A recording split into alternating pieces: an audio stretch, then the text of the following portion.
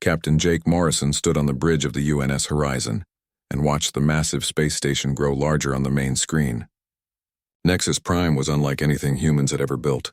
The station stretched for hundreds of miles in every direction and looked like a giant metal flower floating in the darkness of space. Lights flickered across its surface like stars, and dozens of alien ships moved around it like busy insects. Jake had seen many things in his 20 years of military service, but this moment felt different. Today, humanity would join the Galactic Council for the first time.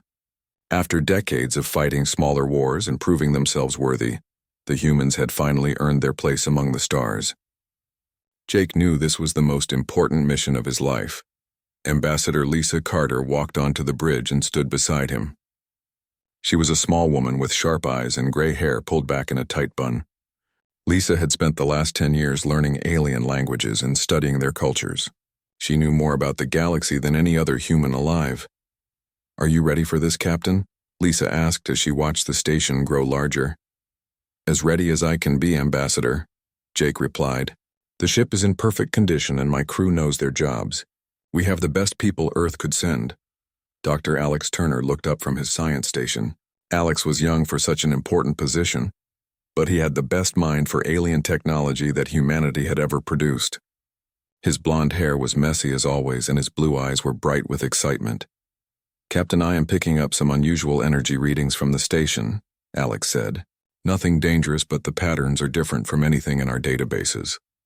"Probably just their advanced technology," Jake said. "We still have a lot to learn about how they build things." The communication system crackled to life and an alien voice spoke in perfect English. "UNS Horizon, this is Nexus Prime Control. You are cleared for Docking Bay 7. Welcome to the Galactic Council." Jake felt a chill run down his spine. After all the years of war and struggle, humanity was finally here. He thought about Earth and all the people counting on this mission to succeed. The pressure was enormous, but Jake had never backed down from a challenge. The Horizon moved slowly toward the docking bay, and Jake could see alien workers preparing for their arrival. Some looked like giant insects, while others seemed to be made of living crystal. The galaxy was full of wonders that humans were just beginning to understand. "Docking complete, Captain," reported Commander Ryan Bell from the navigation station. Ryan was Jake's tactical officer and one of his oldest friends. They had served together for 15 years, and Jake trusted him with his life. "All stations secure and ready for disembark," added Captain Susan Hayes from her position at the security console. Susan was the best intelligence officer in the human fleet, and her job was to keep the diplomatic team safe. Her red hair and green eyes made her look friendly, but Jake knew she was deadly when threatened. Jake turned to address his crew. "This is it, people. We are making history today. Remember that every alien species we meet will be judging all of humanity based on what we do here. Make us proud." The diplomatic team gathered in the main airlock. Besides Jake and Lisa, there was Dr. Turner and several other scientists and diplomats. Each person had been chosen carefully for their skills and knowledge. Earth could not afford to send anyone less than the best. The airlock opened and they stepped into the alien station. The air smelled different and felt thicker than Earth normal, but it was breathable. The walls were covered in strange symbols that glowed with soft light, and the floor seemed to be made of some kind of living metal that shifted slightly under their feet. A tall alien figure approached them. It looked somewhat like a human, but its skin was blue and covered in small scales. Its eyes were large and golden, and it moved with a grace that seemed almost impossible. "Welcome, honored humans," the alien said in a voice like music. "I am Chancellor Vextar of the Zenthari Empire. It is my great pleasure to welcome you to the Galactic Council." Lisa stepped forward and bowed slightly in the Zenthari custom. "Thank you, Chancellor. I am Ambassador Lisa Carter, and this is Captain Jake Morrison. We are honored to be here." "The honor is ours, Ambassador," Vextar replied. "Your species has shown great courage in recent conflicts. The way humans fought against the mechanical invaders during the Void War impressed many council members. That is why we nominated you for membership." As they walked through the station corridors, Jake noticed other alien species watching them with interest. Some seemed friendly, while others appeared suspicious or even hostile. The galaxy was clearly divided about humanity's place among the stars. They entered a vast chamber where the council met. 12 different species had representatives sitting around a circular table that seemed to float in the air. The ceiling was transparent and showed the stars beyond. Jake had never seen anything so magnificent. Each species has one vote in council decisions, Vextar explained. As the newest members, you will have the same rights and responsibilities as everyone else. The council governs trade disputes, territorial claims, and threats to galactic peace. Lisa took her seat at the table while Jake and his team stood behind her. The other representatives studied them carefully. Jake could feel the weight of their attention and knew that every word and gesture would be analyzed and judged. An elegant alien that seemed to be made of pure light spoke first. I am Scholar Nimura of the Etherian Collective. We are curious about human innovation and technology. Your species develops new ideas very quickly. A massive creature covered in armor and spikes growled from across the table. I am General Thakmor of the Corvan Empire. Humans fight well, but they are still young and inexperienced. They must prove themselves worthy of our trust. The session continued for several hours as each species introduced themselves and discussed current galactic issues.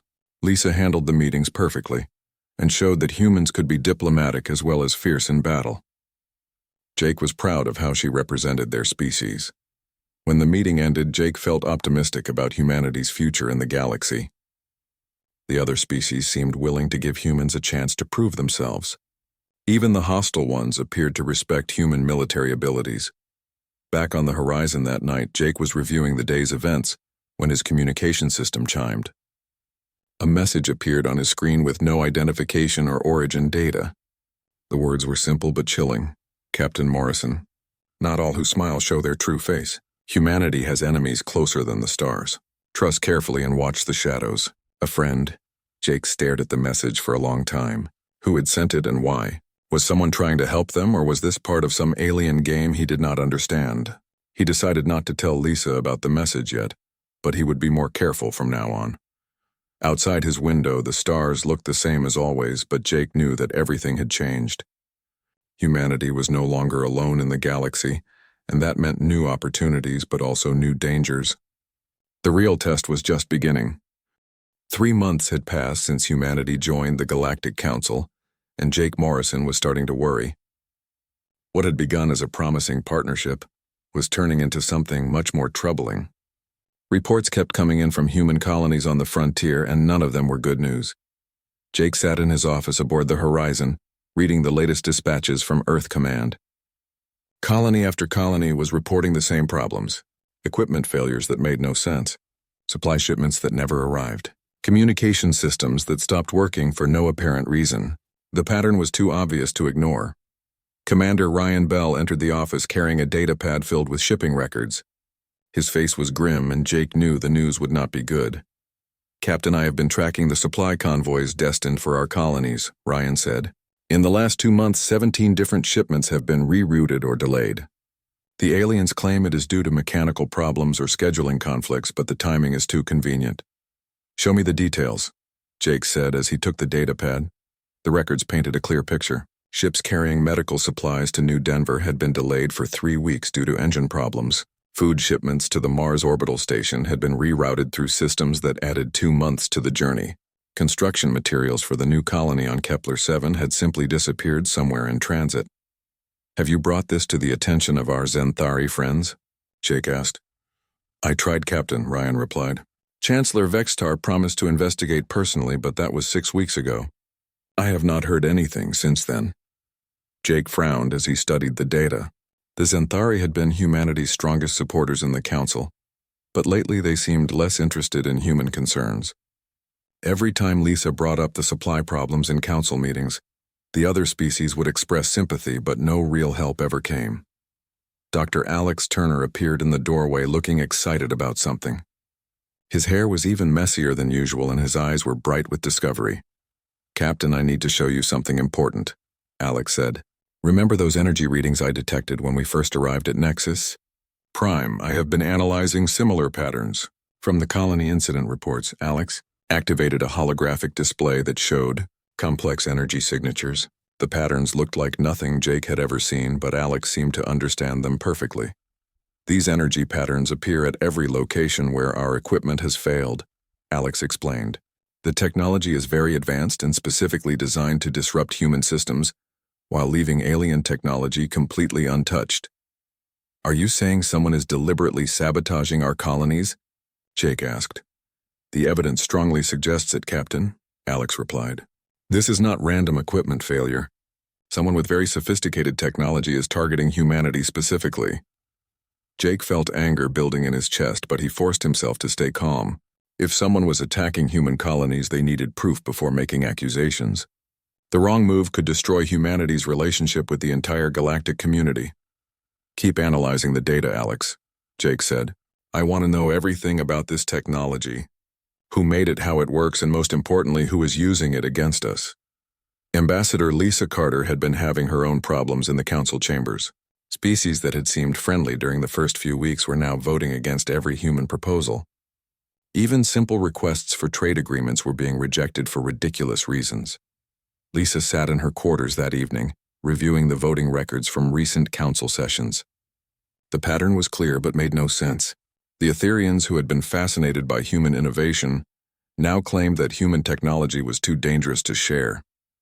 The Trader Confederation, who should have been eager for new markets, suddenly decided that human goods were inferior to existing products. A soft chime indicated someone was requesting entry to her quarters. Lisa opened the door to find Scholar Nimura of the Etherian Collective standing in the corridor. The being of light seemed dimmer than usual, and its normally musical voice carried undertones of concern. Ambassador Carter, may I speak with you privately?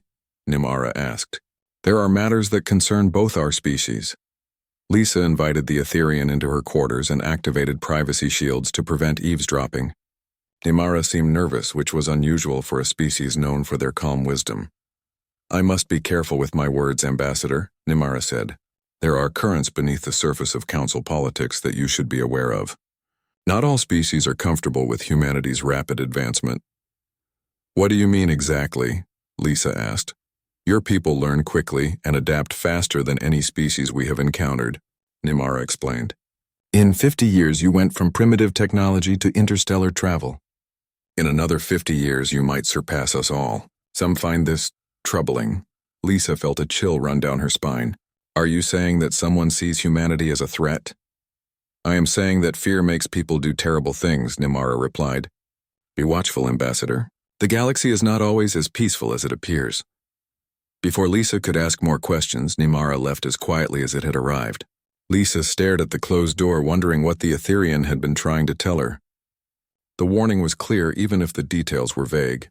Captain Susan Hayes had been conducting her own investigation into the strange incidents affecting human colonies. As the Horizon's intelligence officer, she had access to information that others did not. What she had discovered was deeply disturbing.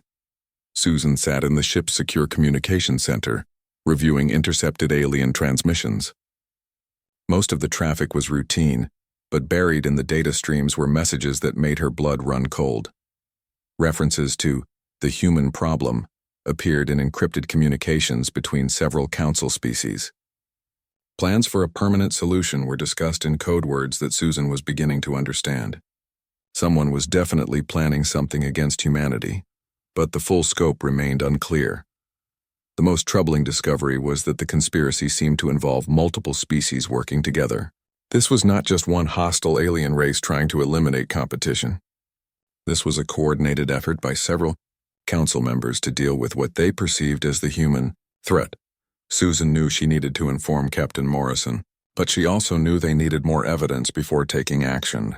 Accusations without proof would only make the situation worse and might give the conspirators reason to accelerate their plans. The situation reached a crisis point when the colony of New Denver suffered a complete infrastructure collapse. The official report blamed cascade system failures, but Susan's analysis revealed clear signs of sabotage. Hundreds of colonists died when life support systems failed simultaneously across the entire settlement. Jake Morrison stood in the council chambers the next day, demanding a full investigation into the New Denver disaster. His anger was barely controlled as he addressed the assembled alien representatives. This was not an accident, Jake declared. Someone deliberately caused those system failures. I want to know who and why. Chancellor Vextar expressed deep sympathy for the human losses and promised that the council would conduct a thorough investigation. The other species nodded agreement and offered condolences, but Jake could see something else in their eyes. Some looked genuinely shocked by the tragedy, but others seemed almost satisfied. "We understand your grief, Captain Morrison," General Thackmore said from across the chamber. "But perhaps this incident shows that humans are not yet ready for the responsibilities of galactic citizenship. Your technology seems unreliable and your colonies poorly managed." Jake wanted to leap across the table and throttle the arrogant Corvin, but Lisa placed a restraining hand on his arm. They could not afford to lose control now, no matter how much they wanted to fight back.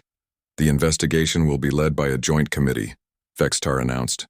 "General Thackmore will chair the committee to ensure complete objectivity." Jake felt his heart sink. Putting the investigation in the hands of someone who clearly disliked humanity guaranteed that the truth would never come to light. The conspiracy was becoming bolder and more obvious, but proving it remained nearly impossible. That night, Jake received another anonymous message on his personal communication system. This time the words were more urgent and specific. "Captain, the trap is closing around you. New Denver was only the beginning. They plan to eliminate humanity completely, but they need justification. Do not give them what they want. Help is coming, but you must survive long enough to receive it.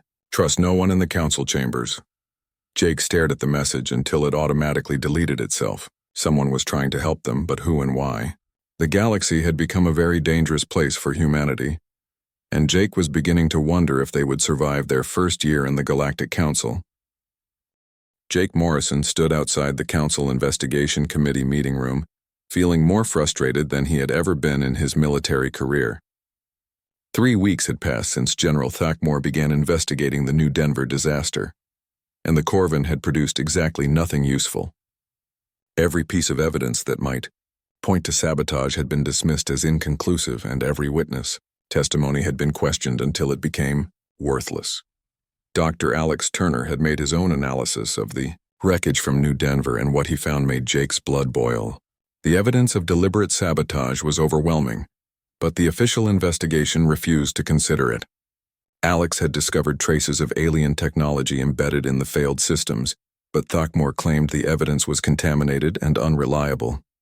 "Captain, this is beyond frustrating," Alex said as they walked through the station corridors.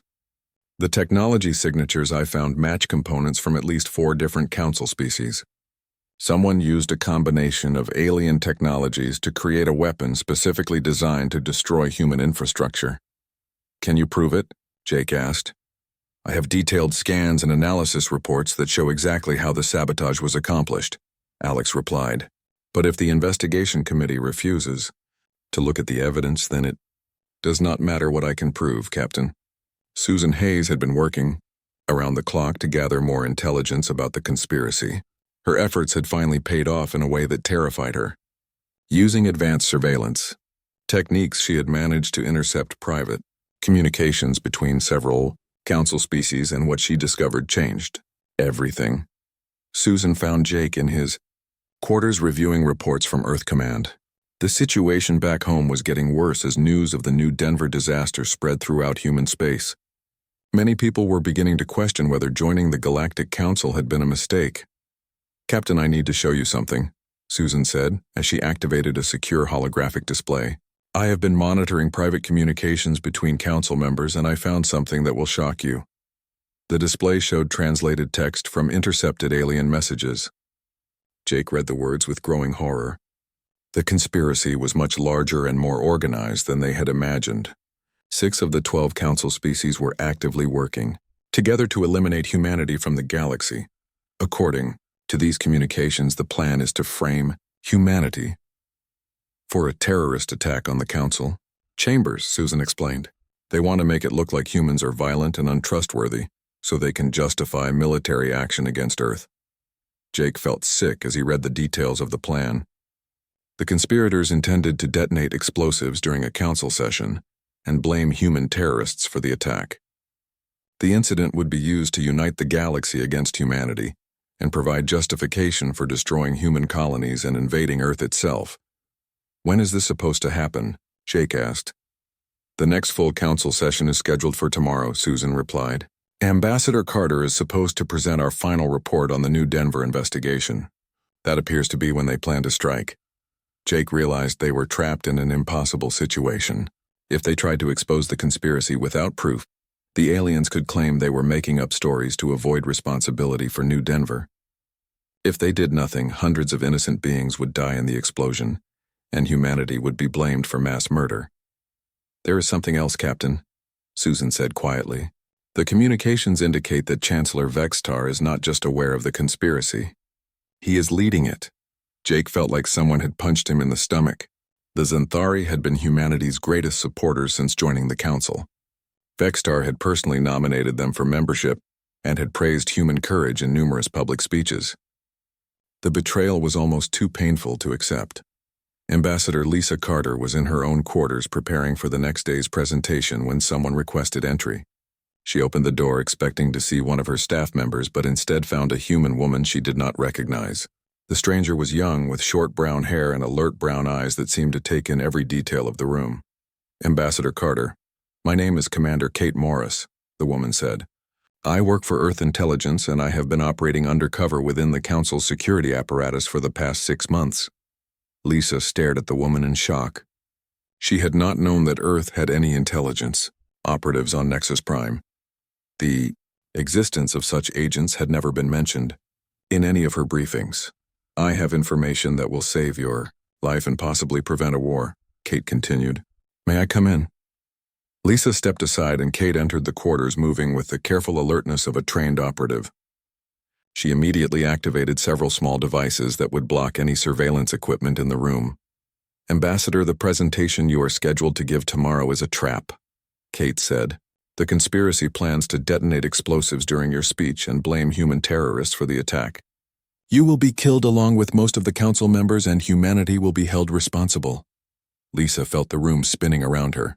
The idea that someone would murder hundreds of beings just to frame humanity was almost impossible to comprehend. The level of hatred and fear required for such a plan spoke to deep problems in galactic civilization. How do you know this? Lisa asked. I have been gathering intelligence on anti-human sentiment within the Council for months, Kate explained.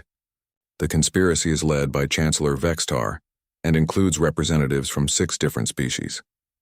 They see humanity as an existential threat that must be eliminated before we become too powerful to stop. Kate activated a portable holographic display that showed detailed plans of the council chambers. Red markers indicated where explosives had been placed and how they would be triggered during the presentation. The bombs are designed to kill everyone in the chamber except for a few conspirators who will conveniently be absent or protected, Kate said. The explosion will be blamed on human extremists who supposedly wanted to destroy the council rather than accept responsibility for New Denver. Lisa studied the display, trying to understand how such an elaborate plan could have been put together without anyone noticing. The level of coordination required suggested that the conspiracy had been in development for months or even years. What can we do to stop this? Lisa asked. We cannot simply expose the conspiracy because they control too much of the communication systems, Kate replied. They can suppress evidence and claim we are making false accusations. We need to turn their own trap against them. Kate explained her plan and Lisa realized it was incredibly dangerous but might be their only chance. Instead of trying to prevent the explosion, they would let it happen. But modify the results to expose the conspirators, rather than frame humanity. Jake Morrison gathered his senior staff in the secure briefing room aboard the Horizon. He looked at the faces of the people he trusted most in the galaxy and knew he was about to ask them to risk everything on a desperate gamble. Ladies and gentlemen, we have discovered a conspiracy to destroy humanity, Jake began. Tomorrow they plan to murder most of the Galactic Council and blame us for the crime. We have one chance to stop them, but it will require perfect timing and enormous courage. He explained Kate Morris's plan and watched as his officers absorbed the implications. They would have to let the attack proceed while secretly modifying its effects. If anything went wrong, they would all be killed and humanity would still be blamed for the disaster. Captain, this plan is insane, Ryan Bell said. We are talking about deliberately allowing a terrorist attack to happen. If we do nothing, the attack happens anyway and we get blamed for it, Jake replied.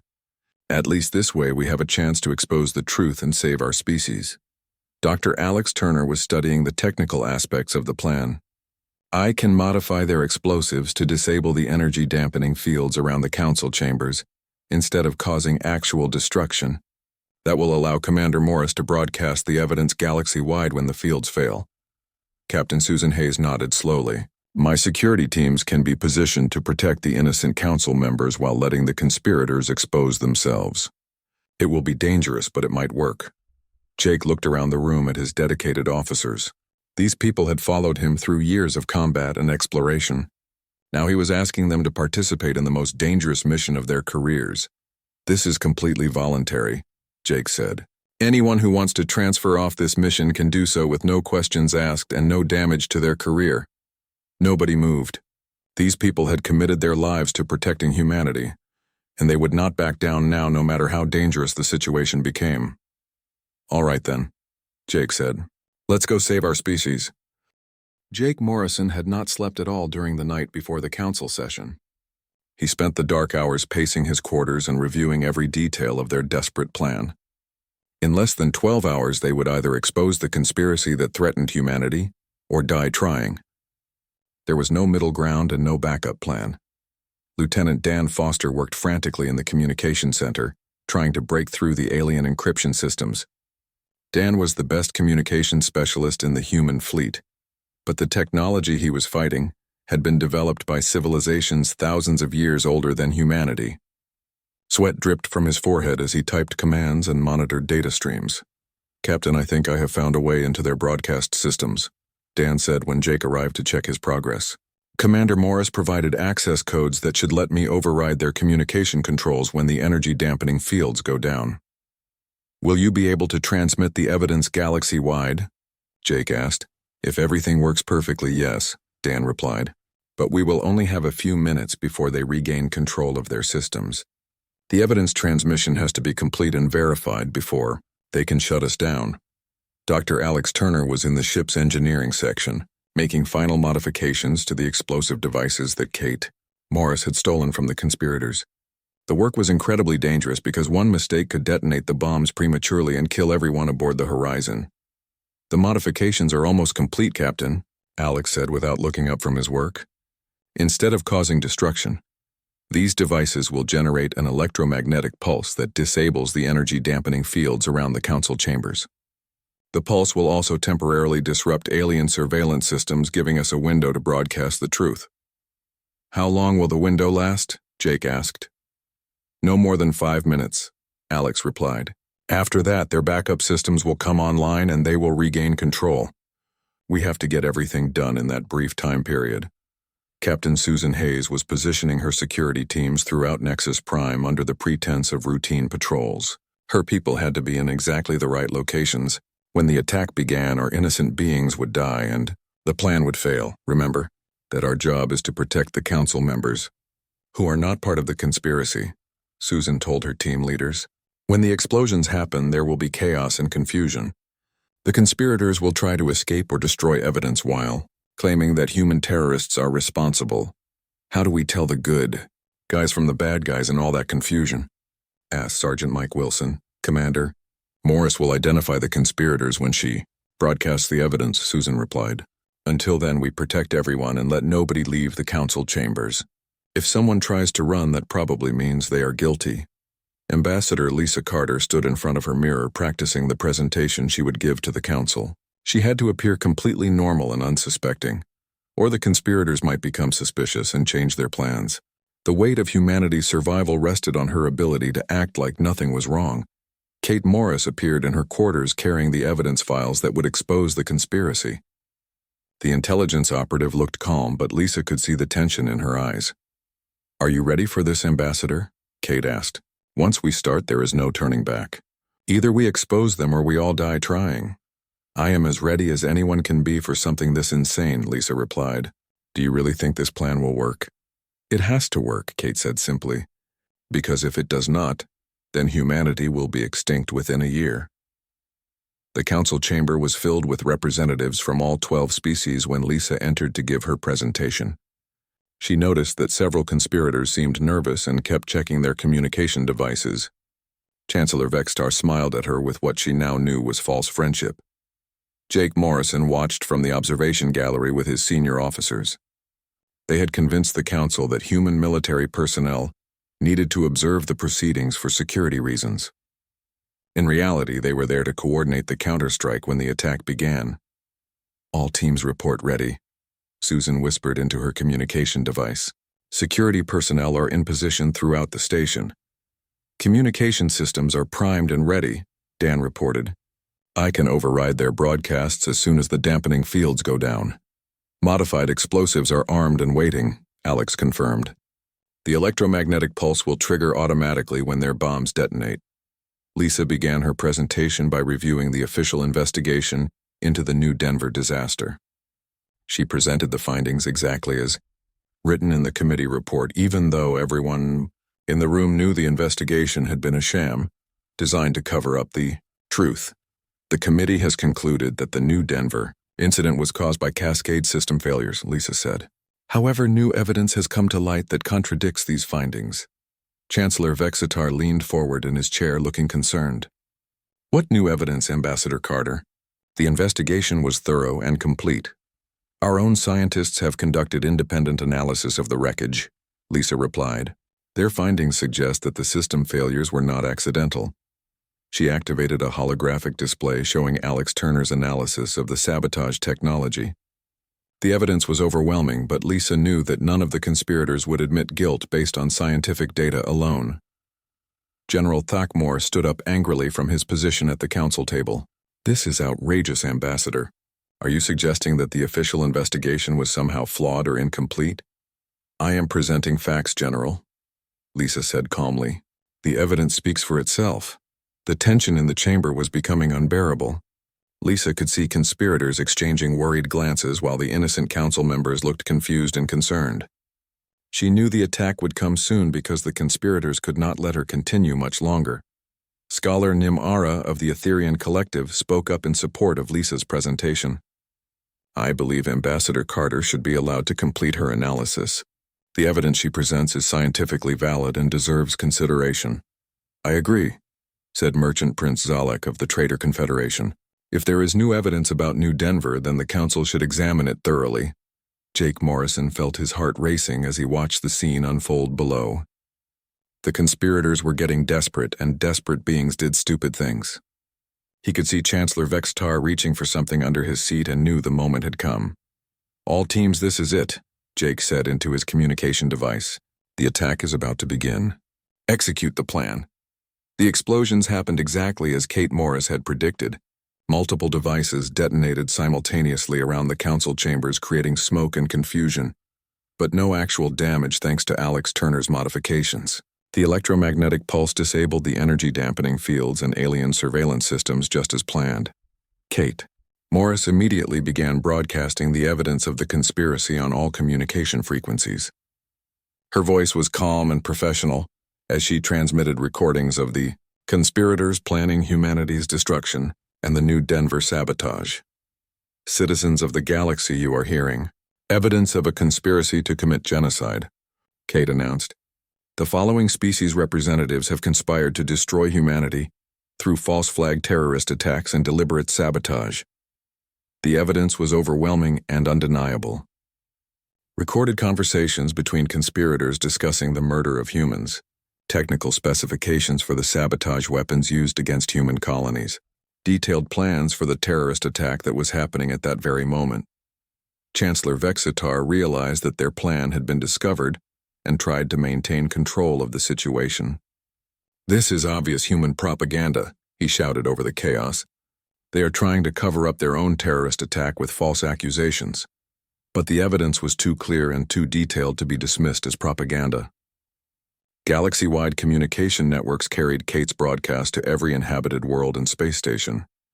Billions of beings heard the truth about the conspiracy and realized that humanity had been the victim rather than the aggressor. General Thakmore ordered his security forces to seize control of the council chambers, but Jake Morrison's people were ready. Human security teams protected the innocent council members while fighting against the conspirators' forces. The battle was brief, but intense. The conspirators had expected to face confused and disorganized victims, but instead they encountered professional soldiers who knew exactly what was happening. Several conspirators were killed or captured while trying to destroy evidence or escape. Jake Morrison found himself face-to-face with Chancellor Vexitar in the smoke-filled council chambers. The Zenthari leader was trying to reach an escape shuttle, but Jake blocked his path. It is over, Vextar, Jake said. The galaxy knows the truth now. Your conspiracy has failed. You think this changes anything human, Vextar snarled. My people have been planning for this moment for decades. Even if this attack failed, there are other plans and other weapons. Humanity will not survive. Maybe, Jake replied, but you will not be around to see it. Vextar reached for a weapon, but Jake was faster. The former chancellor fell to the floor and moved no more. The council chambers fell silent as the smoke cleared and the emergency lighting came back online. Bodies of conspirators lay scattered across the floor while the surviving council members stared in shock at what had just happened. The galaxy had changed forever, in the space of a few minutes, and everyone knew that nothing would ever be the same. Ambassador Lisa Carter stood at the center of the chamber, still holding the evidence files that had exposed the conspiracy. Her hands were shaking, but her voice was steady as she addressed the stunned alien representatives. The evidence speaks for itself, Lisa said. 6 species on this council conspired to commit genocide against humanity. They murdered hundreds of innocent colonists and planned to kill all of you to frame my people for terrorism. Scholar Numara of the Etherian Collective was the first to respond. The being of light seemed brighter than usual, as if the truth had given it new energy. Ambassador Carter, I owe you and your species an apology, Numara said. We suspected that something was wrong, but we did not act on our suspicions. Many innocent beings died because of our failure to investigate. Merchant Prince Zalek of the Trader Confederation nodded agreement. The evidence is overwhelming and undeniable. Those who participated in this conspiracy have committed the worst crimes imaginable. They must face justice for their actions. Jake Morrison entered the chamber with his security teams to secure the area and check for additional threats. Several conspirators had been killed in the fighting while others had been captured. The surviving conspirators sat in shocked silence, realizing that their plans had been completely exposed. Captain Morrison, report, Lisa said. The immediate threat has been neutralized, Ambassador, Jake replied. We have captured 4 conspirators alive and recovered extensive evidence of their crimes. The galaxy-wide broadcast was successful, and every inhabited world now knows the truth. Dr. Alex Turner was already analyzing the alien technology that had been used in the attacks. His preliminary findings confirmed what they had suspected all along. The conspiracy had been planning humanity's destruction for years and had developed sophisticated weapons specifically designed to kill humans. Ambassador, the sabotage technology is incredibly advanced, Alex reported. It required cooperation between multiple species to develop and deploy. This was not a recent decision, but a long-term plan that has been in development since before humanity joined the Council. The revelation that the conspiracy predated humanity's Council membership sent shockwaves throughout the chamber. The alien species that had seemed welcoming and friendly had actually been planning genocide from the very beginning.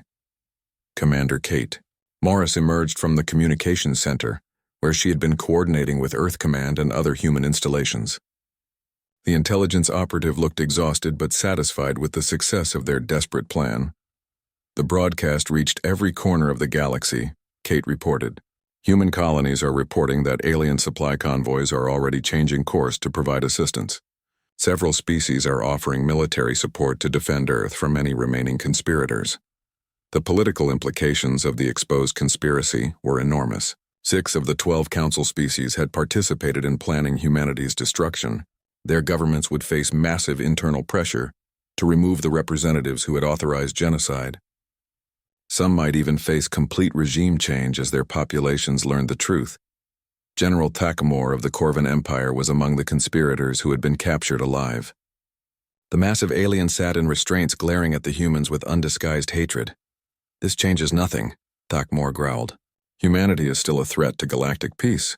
You breed too quickly and advance too fast. Someone will have to stop you eventually. The only threat to galactic peace was your conspiracy, Jake replied. Humanity never wanted to conquer anyone. We just wanted to join the galactic community and learn from other species. Lisa Carter looked around the damaged council chamber and realized that the old system of government was finished. The conspiracy had destroyed any trust between species and made it impossible to continue with the existing structure. I propose that we dissolve the current Galactic Council, Lisa announced. The system that allowed this conspiracy to develop has clearly failed. We need a new form of government, based on equality and transparency rather than domination by established powers, the surviving. Loyal council members discussed Lisa's proposal and quickly agreed that change was necessary. The old council had been dominated by ancient species who saw newer civilizations as threats to be controlled, rather than partners to be welcomed. Scholar Nim Ara spoke for the Etherian collective. We support the creation of a new galactic federation. All species should have equal representation, regardless of how long they have been spacefaring. Merchant Prince Zalek agreed. The Trader Confederation believes in free and open cooperation between all civilizations. A federation based on mutual respect would benefit everyone. Over the following days, representatives from dozens of species arrived at Nexus Prime to participate in discussions about the new government.